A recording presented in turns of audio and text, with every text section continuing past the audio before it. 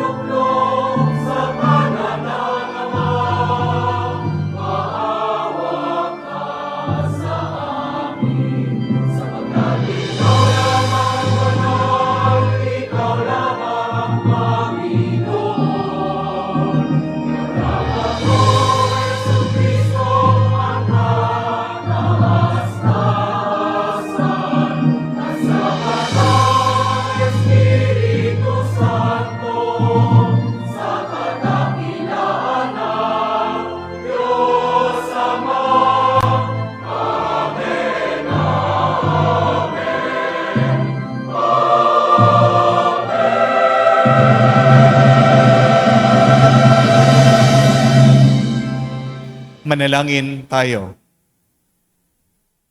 Ama naming makapangyarihan, niloob mong iyong salita na binalita ng anghel ay maging taong totoo sa sinapupunan ng mahal na Birhen.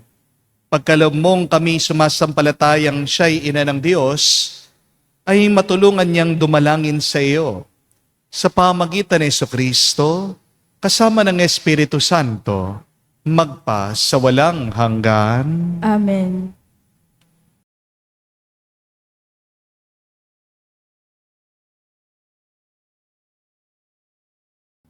Pagbasa mula sa aklat ni Propeta Isaias. Noong mga araw na iyon, ipinasabi ng Panginoon kay Akas, "Humingi ka sa akin ng palatandaan, maging sa kalaliman ng Sheol o sa kaitaasan ng langit." Sumagot si Akas, "Hindi po ako hihingi. Hindi ko susubukin ang Panginoon." Sinabi ni Isaias, "Pakinggan mo, sambahayan ni David. Kulang pa ba ang galitin ninyo ang mga tao na pati ang aking Diyos ay inyong niyayamot? Kaya nga't ang Panginoon na rin ang magbibigay ng palatandaan. Maglilihi ang isang dalaga at manganganak ng lalaki, at ito'y tatawaging Emmanuel." Ang salita ng Diyos. Salamat sa Diyos. Ang Panginooy darating, siya'y dakilang hari natin. Ang Panginooy darating, siya'y dakilang hari natin. Ang buong daigdig, lahat ng naroon, may-ari ang Diyos, ating Panginoon. Ang mundo'y natayo, at iyong sandigay ilalim ng lupa, tubig kalaliman. Ang Panginooy darating, siya'y dakilang hari natin. Sino ang marapat umahon sa burol? Sa burol ng poon, sino ngang aahon? Sinong papayagang pumasok sa templo? Sinong tutulutang pumasok na tao? Siya na malinis ang isip at buhay, na hindi sumamba sa Diyos-Diyosan, tapat sa pangako na binibitawan. Ang Panginooy darating, siya'y dakilang hari natin. Ang Panginoong Diyos, pagpapalain siya, ililigtas siya at pawawalang sala. Gayon ang sinumang lumalapit sa Diyos, silang lumalapit sa Diyos ni Jacob. Ang Panginooy darating, siya'y dakilang hari natin. Alleluia,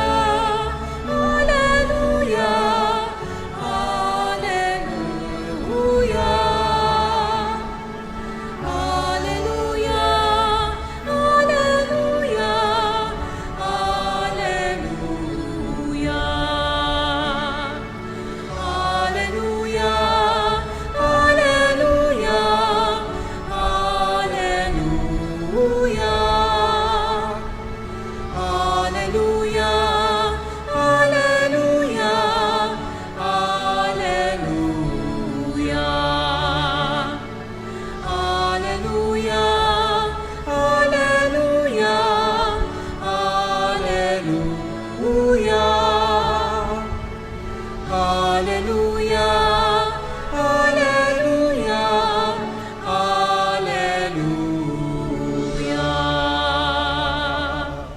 Halina, susi ni David, binubuksan mo ang langit upang kami ay masagip. Aleluya, aleluya. Sumainyo ang Panginoon. At sumaiyo rin, Ang mabuting balita ng Panginoon ayon kay San Lucas. papuri sa iyo, Panginoon. Nang ika-6 ng buwan ng pagdadalang tao ni Elizabeth, ang Anghel Gabriel ay sinugo ng Diyos sa Nazaret, Galilea, sa isang dalaga na ang pangalay Maria. Siya'y nakatakdang ikasal kay Jose, isang lalaki buhat sa lipi ni Haring David. Paglapit ng anghel sa kinaroroonan ng dalaga, binati niya ito, "Matuwa ka, ikaw ay kalugod-lugod sa Diyos." Wika niya. Sumaiyo ang Panginoon. Nagulumihanan si Maria sa gayong pangungusap at inisip niyang mabuti kung ano ang kahulugan niyon. Kaya't sinabi sa kanya ng anghel, "Huwag kang matakot, Maria, sapagkat kinalulugdan ka ng Diyos. Makinig ka, ikaw ay maglilihi at manganganak ng isang lalaki.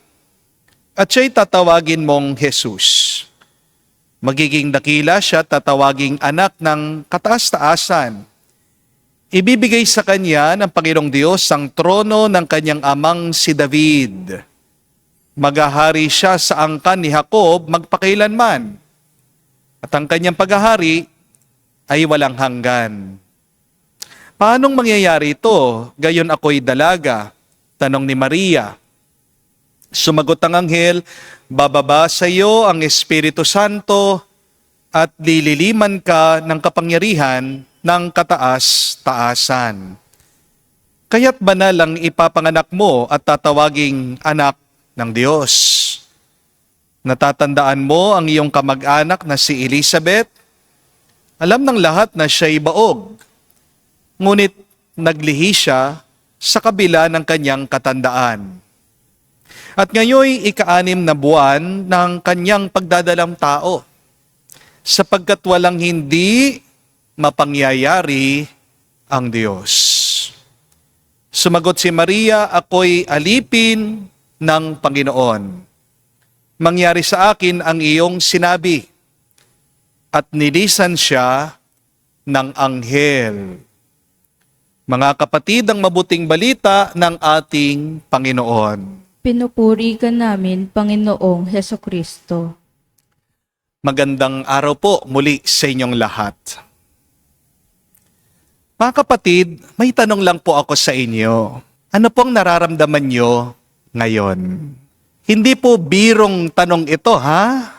Kasi ang nararamdaman mo ay may ibig sabihin. Your feelings have meaning. Kapag po nararamdaman nyo daw ay nasa tiyan o sikmura, ang tawag po dyan, kutob, intuition. Kapag dito naman sa ulo, ang iyong nararamdaman, madalas yan ay galit o gulo ng isip.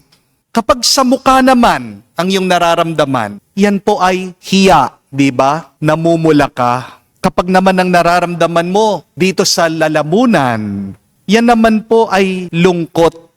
Parang may bara, parang merong kang hindi mailabas. At kapag sa dibdib ang iyong nararamdaman, yan naman po ay kaba, yan po ay takot. Ano ang nararamdaman mo ngayon? Bakit ko po naitanong ito? Dahil mahalaga po na malaman mo anong iyong nararamdaman bago ka gumawa ng desisyon. Tandaan niyo po ito. Never ever make a permanent decision based on a temporary feeling. Wag na wag kang pipili base sa iyong emosyon, base sa iyong kaba, base sa iyong pagod, base sa iyong takot. At baka kalaunan, pagsisihan mo, mga kapatid. Ang nararamdaman kasi natin, nagbabago. Our feelings are temporary. Our emotions are fleeting. They are not a good basis in making a decision. Pero yung bunga ng iyong pinili, nagtatagal yan. Di po ba? At ito po ang tinuturo, binibigay na halimbawa sa atin ng ating mahal na ina, si Maria. Sa ating nabasang ebanghelyo ngayon, nung inanyayahan siya ng Diyos sa kanyang plano ng kaligtasan, hindi daw po pumili ang ating mahal na ina ayon sa kanyang nararamdaman. Kung feelings lang po ang basihan ni Maria, natakot sana siya, umiwas sana siya, tumanggi sana siya sa Panginoon. Pero hindi nagdesisyon si Maria mula sa kanyang takot. Nagdesisyon, pumili ang ating mahal na ina mula sa kanyang pananampalataya.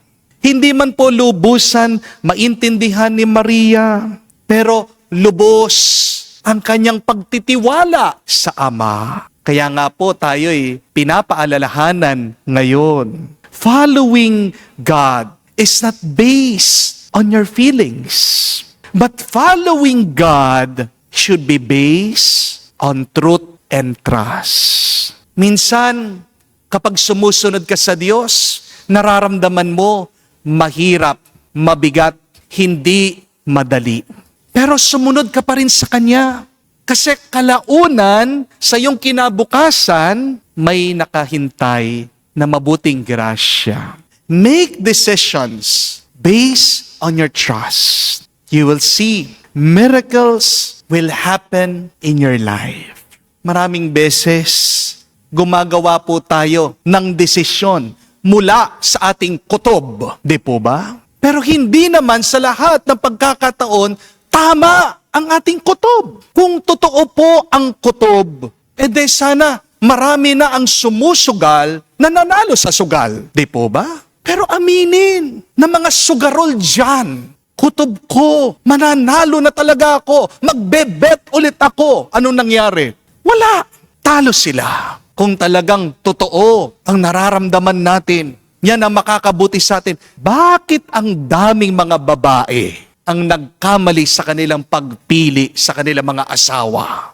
Feeling ko talaga siya na yung the one. Naramdaman ko talaga meron kaming connection, merong spark, may kilig, may kuryente. Father, anong nangyari? Tandaan niyo po, huwag kayong gagawa ng desisyon base sa iyong nararamdaman. Because, yes, your feelings may be true, and yet, they are not right.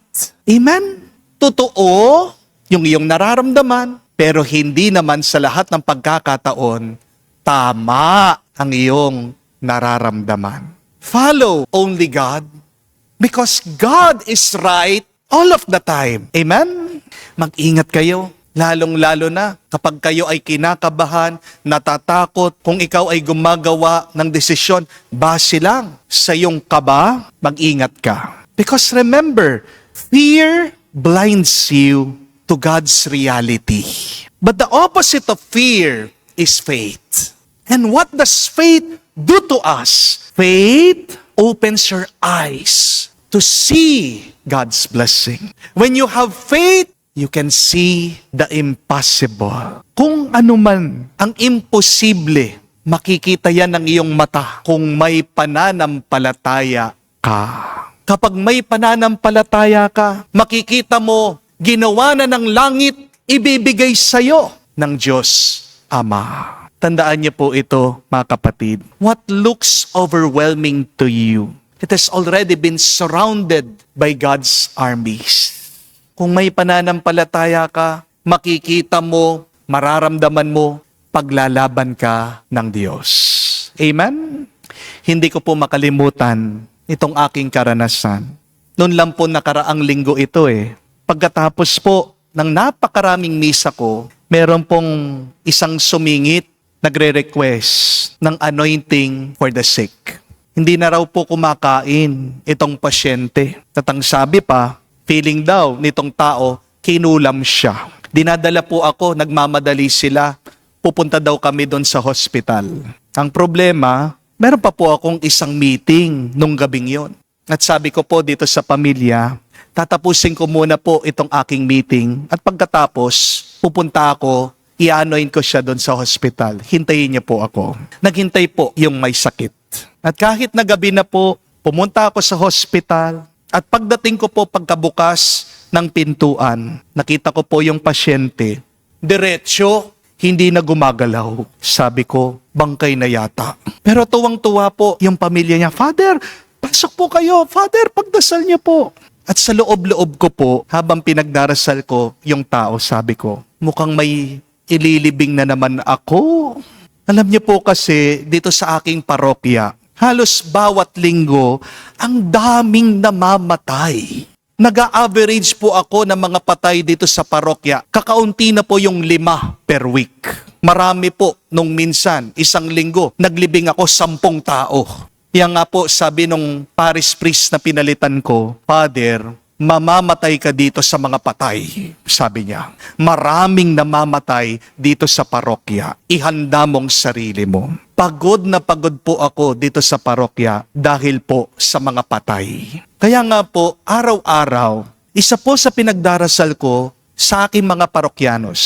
Sinasabi ko sa Panginoon, Lord, pahabain mo naman ang buhay nila. Kasi po, mas pagod yung merong patay kesa sa mga buhay. Di po ba? No? Pero mas mabait yung mga patay kesa sa mga buhay. Amen? Yung patay, hindi nangaaway yun Hindi po ba? No? Anyway, sabi ko po sa Panginoon, I was praying habang ina-anoint ko po itong taong may sakit sa hospital.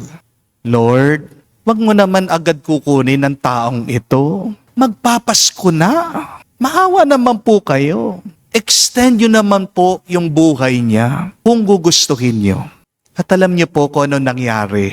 Last Sunday, nung nakaraan lang pong linggo pagkatapos po ng misa, pagkatapos lahat ng mga nagpa-picture, bumisita sa akin dito sa parokya, sa pinakahuli ng pila, may isang matanda, may hawak ng tungkod, lumalakad, lumapit sa akin, nagmano.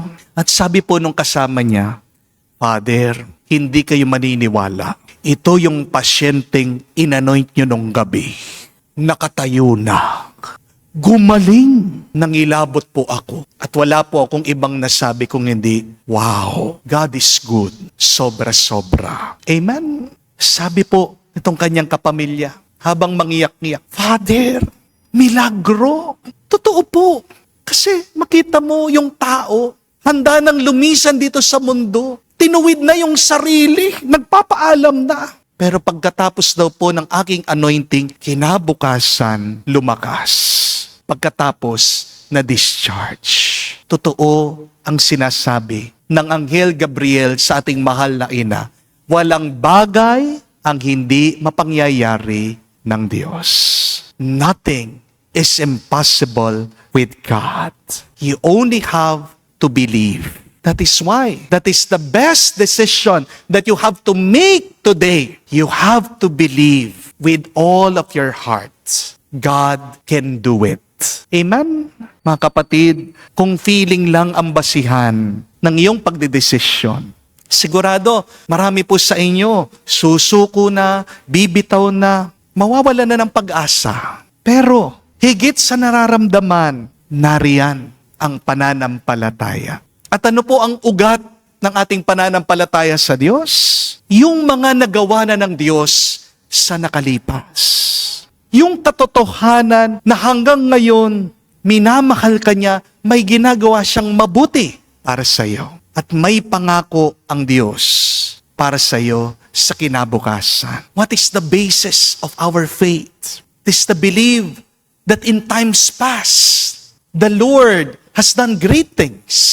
We believe in God because until now, we know He loves us. God blesses us. The miracle today is your life. Amen? And the basis of our faith is God's promises. Tandaan niyo po, pag nangako ang Diyos, hindi siya namamako. Kapag may sinabi ang Diyos, tinutupad niya. Di po ba? Kaya ano ang kailangan mong desisyonan ngayon? Naghahanap ka ba ng trabaho? Gusto mo na bang iwan yung iyong asawa at pamilya? Naghahanap ka ba ng pera? Saan ka makakahanap ng perang pambayad ng utang? Anong kukunin mong kurso sa susunod na taon? Sasagutin mo ba?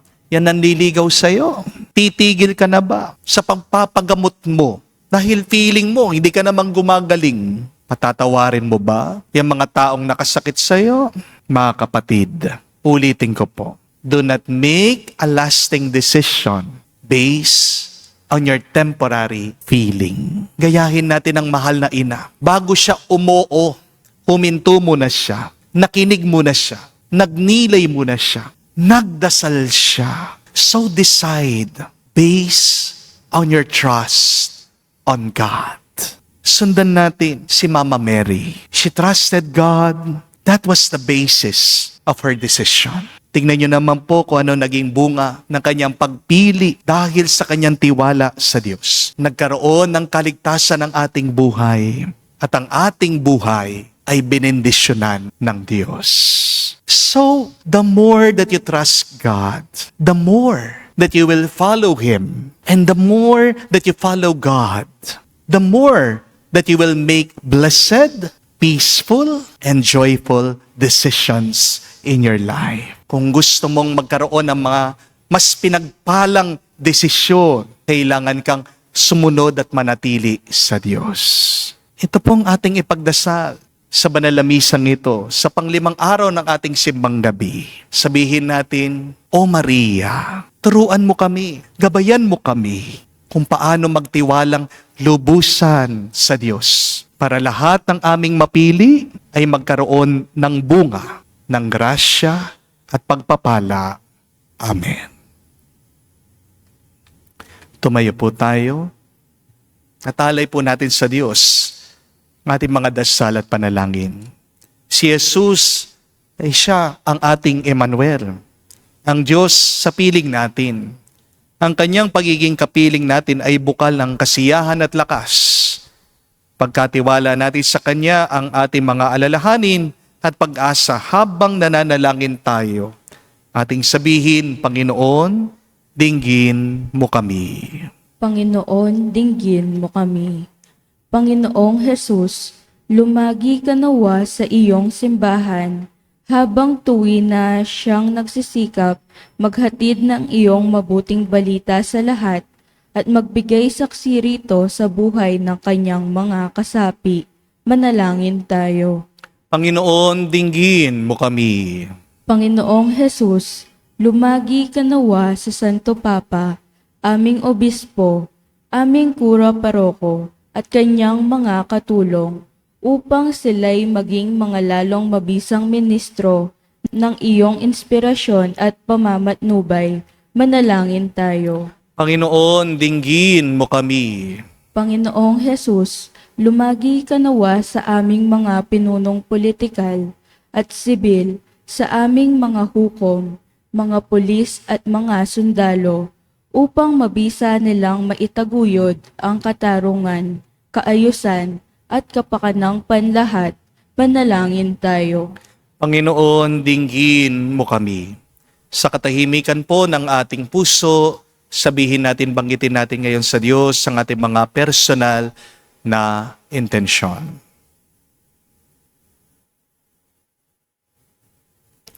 Panginoong Yesus, tulutan mong makaraos kaming maluwalhati sa lahat naming kahirapan at bumuo ng mga pamayanang nagtatampok sa pinaghaharian mo nang walang hanggan. Amen.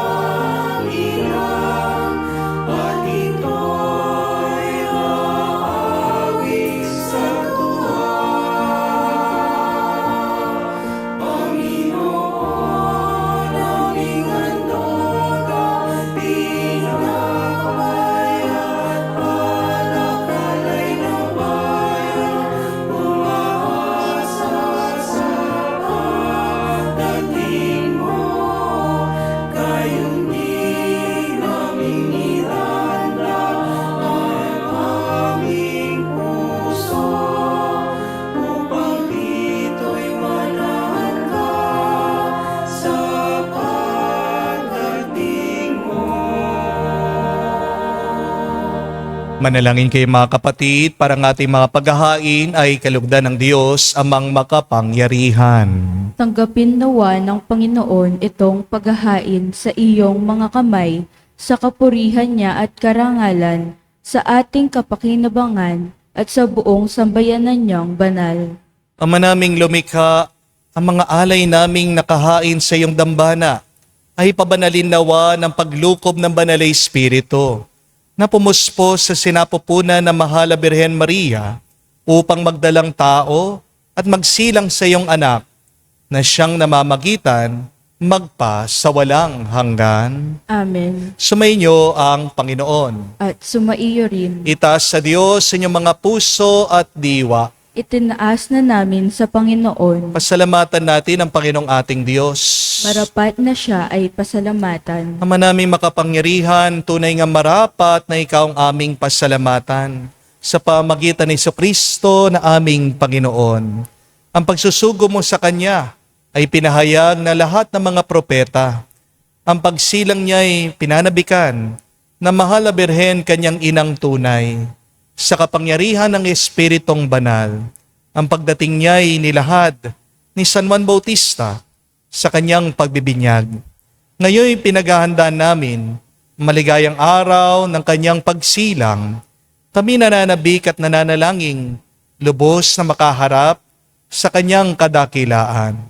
Kaya kaisa ng mga anghel, nagsisiawit ng papuri sa iyo, nang walang humpay sa kalangitan. Kami nagbubunyi sa iyong kadakilaan.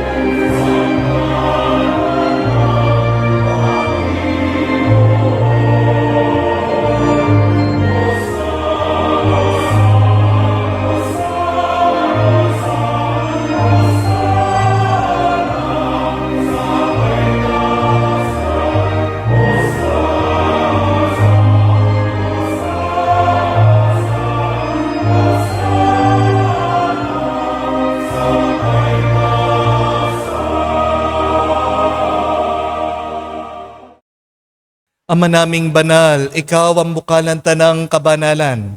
Kaya't sa pamagitan ng iyong Espiritu, gawin mong banal ang mga kaloob na ito, upang para sa amin, maging katawan at dugo ng aming Panginoong Jesucristo.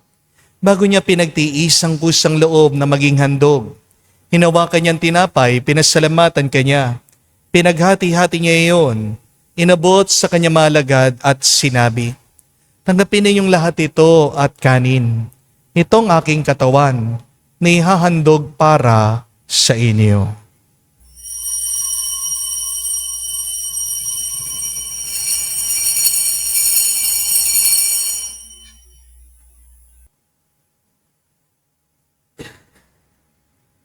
Gayon din naman nung matapos ang hapunan, hinawakan niyang kalis. Muli kanyang pinasalamatan. Nabot niya ang kalis sa kanya malagad at sinabi, tanggapin ninyong lahat ito at inumin. Ito ang kalis ng aking dugo.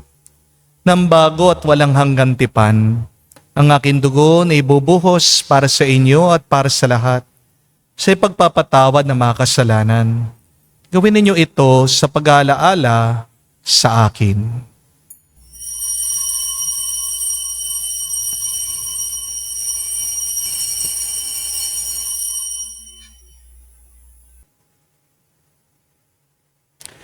Ang misteryo ng pananampalataya. Aming ipinahayag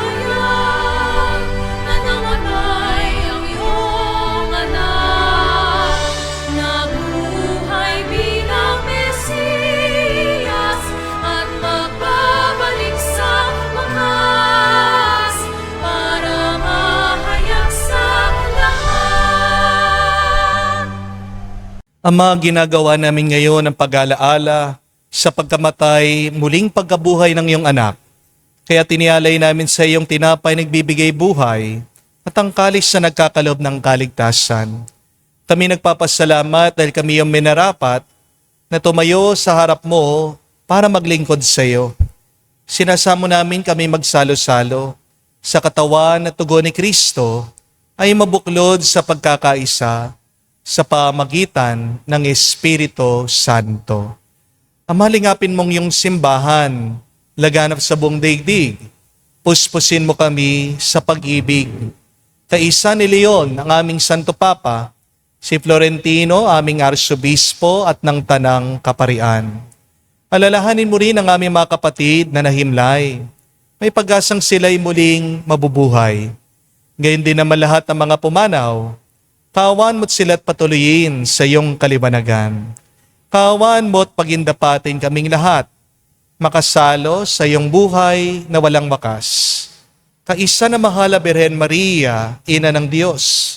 Kaisa ni San Jose, ang kanyang malwalhating esposo. Kaisa ng mga apostol at lahat ng mga banal na namuhay dito sa daigdig na kalugod-lugod sa iyo.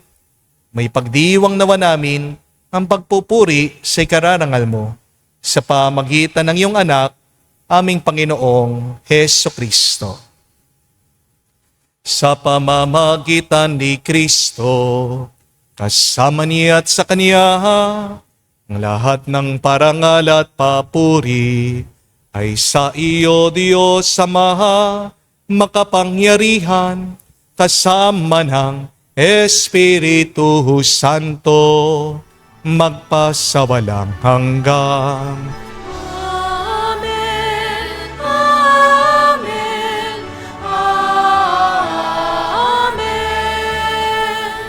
Amen, Amen, Amen, Amen. Sa nakagaling na utos sa turo ni Jesus sa Panginoon natin at Diyos, ipahayag natin ng lakas, loob.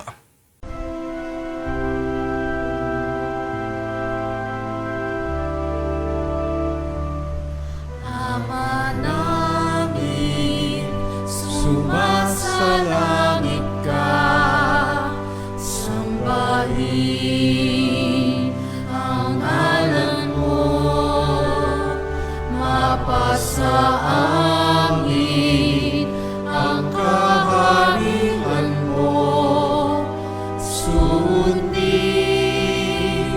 ang loob mo dito sa lupa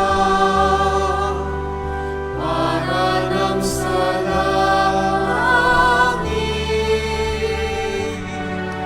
Bigyan mo kami ngayon ng aming kakanin sa araw-araw at patawarin mo kami sa aming mga sala para ng pagpapatawad namin sa nagkakasala sa amin. At huwag mo kaming ipahintulot sa tukso, at iadya mo kami sa lahat ng masama. Hinihiling namin kami adya sa lahat ng masama, pagkalooban ng kapayapaan araw-araw. Ligtas sa kasalanan, ilayo sa lahat ng kapahamakan, samantalang aming pinanambikan, ang dakilang araw ng pagpapahayag ng tagapagligtas naming si Heso Kristo. Sapagkat iyo ang kaharian at ang kapangyarihan at ang kapurihan magpakailanman. Amen. Panginoong Heso Kristo, sinabi mo sa mga apostol, kapayapaan ang iniwan ko sa inyo. Ang aking kapayapaan binibigay ko sa inyo. Tunghayan mong aming pananampalataya at huwag ang aming pagkakasala. Pagkalooban mo kami ng kapayapaan at pagkakaisa ayon sa iyong kalooban. kasama ng Espiritu Santo, magpa sa walang hanggan. Amen. Kapayapaan ng Panginoon ay laging sumainyo. At sumaiyo rin. Magbigayan po tayo ng kapayapaan sa bawat isa. Peace with you po. Kapayapaan po sa inyong lahat.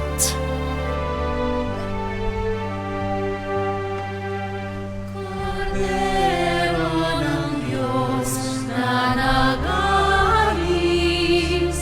ng mga kasalanan ng sanlibutan, maawa ka sa amin. Maawa ka sa amin. Cordero ng Diyos na nag-aalis ng mga kasalanan ng sanlibutan, maawa ka sa amin. Maawa ka sa amin. Cordero ng Diyos na nag-aalis ng mga kasalanan ng sanlibutan, ipagkaloob mo sa amin ang kapayapaan.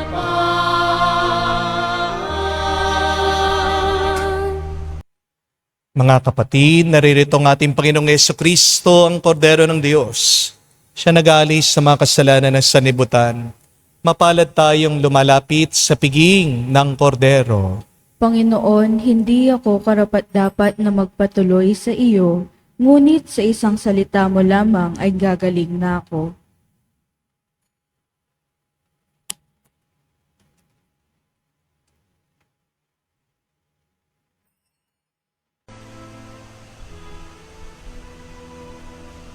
Halina, Jesus, aming mananako. Dusa ng iyong bayan, masta't abot-abot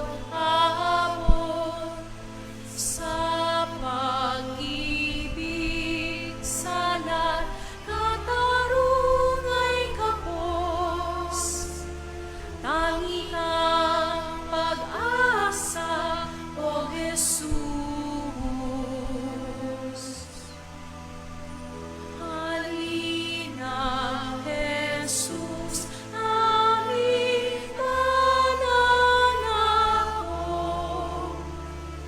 Awa mo't biyaya sa aming ipaabot. Pag-ibig kang tunay, katarungan lubos. Tangi kang pag-asa, O Jesus. Halina, Jesus, aming mananako. Kaming iyong bayan, bigyang lakas loob, hinihintay namin pagdating mo, puspos. Tangi kang pag-asa, O Jesus. Manalangin tayo. Ama namin mapagmahal, sa aming pagsasalo sa banal na hain, lagi nawa naming madama ang iyong kagandang loob, upang kami magkamit ng kaligtasan, makundangan sa pagkakatawang tao ng iyong anak. Ngayon aming ginugunita ang kanyang ina, sa pamagitan din ni Jesucristo, kasama ng Espiritu Santo, magpa sa walang hanggan. Amen. Parehas lang po na nagpakita si San Gabriel, Arkanghel, sa ating mahal na ina at kahapon narinig po natin, ito'y nagpakita kay Zacarias.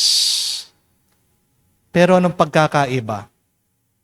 Bakit si Zacarias nabingi at napipi habang ang ating mahal na ina ay mas pinagpala pa? Dahil pumili ang ating mahal na ina base sa kanyang tiwala sa Diyos. Pero itong si Zacarias, sinabihan na ng mabuting balita, nagduda pa rin siya. Kasi mas inuna pang sundan ni Zacarias yung kanyang lungkot, yung kanyang takot, yung kanyang pagdududa. Na mag-ingat kayo, mga kapatid. Hindi sa lahat ng pagkakataon, tama ang iyong nararamdaman. Maaaring ito ay totoo, pero hindi ka dadalhin yan sa mas makakabuti sa iyo. Your feelings may be true, and yet your feelings are not always right. Yet the good news is God is always right. So follow the Lord always. Do not make a lasting decision on a temporary feeling. Anong nararamdaman niyo? Para po sa ating assignment ngayong pang-5 araw, pray over your feelings. Pray your feelings to God. Yung mga nararamdaman mo, nararanasan mo, pagdasal mo yan sa Diyos. Hindi dapat yan ang basihan ng iyong pagpili. And as you pray, ask the Lord to transform what you are feeling and experiencing inside. Hindi naman ibig sabihin na when you have a bad feeling, that something bad will happen. Hindi naman ibig sabihin, pag ikaw ay nahihirapan, may masamang nangyayari sa iyo. Nasasaktan din po, sakit sa katawan, yung nag-i-exercise. Pero gusto yan, nung nagpapakapayat, di po ba? Kasi, pag wala kang nararamdaman na sumasakit sa iyong katawan pagkatapos mong mag-exercise, ibig sabihin, walang kwenta yung iyong pag-iensayo. Di po ba? Di ibig sabihin na sumasakit yung ulo ng bata. Wala na siyang natututunan. Hindi naman ibig sabihin nasasaktan ka sa ginagawa ng iyong asawa. Hindi ka na niya mahal. Our feelings are not a good basis in making a good decision. It's always the will of God that should be the basis of our decision making. Sundan mo ang kagustuhan ng Diyos, makikita mo, milagro. Ang matatanggap mo, himala ang mararanasan mo. Sumainyo ang Panginoon. At sumaiyo rin. At kayo basbasan ng Diyos, makapangyarihan sa lahat. Sa ngalan ng Ama, ng Anak, ng Espiritu Santo, Amen. ang ating misa ay natapos na. Humayo kayo sa kapayapaan ni Kristo. Salamat sa Diyos.